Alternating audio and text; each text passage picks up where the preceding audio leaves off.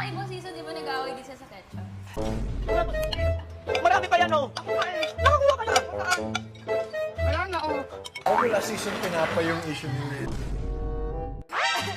Parang Yung kagrupo namin yung... Maglo-London kami. Oh, really? Second country namin sa Korea. Saan ka ba sa UK? I'm from Portsmouth. Oh, you know that? That's where I live. Where? Maraming portos dyan. Pero 1 hour away from London. Saan kayo? Anong arena? Not quite familiar. Grabe no, you're so fluent. Diretso. Parang hindi bagay. Si Jordan eh, lumaki ka sa Canada. Kilala ko si Michael pa before. Talaga ba? Ngayon ako yung ako, legit. That's why she knows AC as well. What's your problem? Kailan ka uwing Canada? Uwi ako pag nag-tour tayo. Pero bibisita lang ako. Hello, nyo. Sabi mo taga Vancouver ka. Pero sa Toronto na sila ngayon. Ano ginagawa sa bootcamp? Elimination talaga. 1 week siyang bootcamp. Tapos, everyday elimination. So, pag hindi ka nabitan, pauwiin ka na kaagad.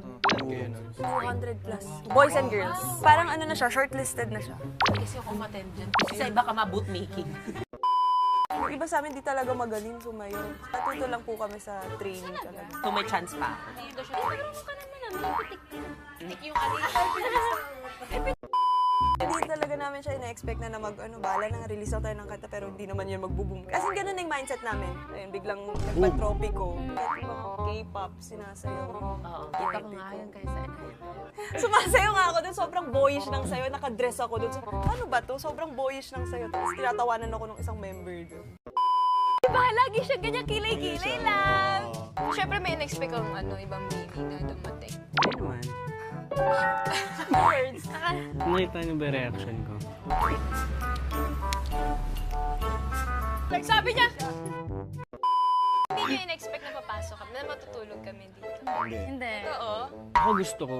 Matulog kayo dito. Para hindi ako manghinayan.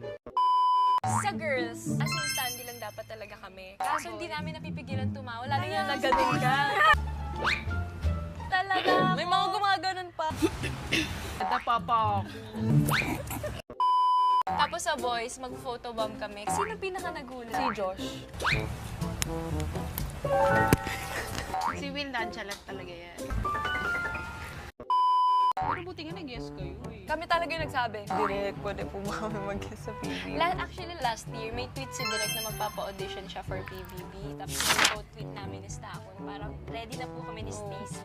Na-manifest, a year after, April din yun eh. Pero original plan naman kasi talaga, parang nabisita lang talaga, gano'n. Pero sakto talaga na bakasyon kami. So,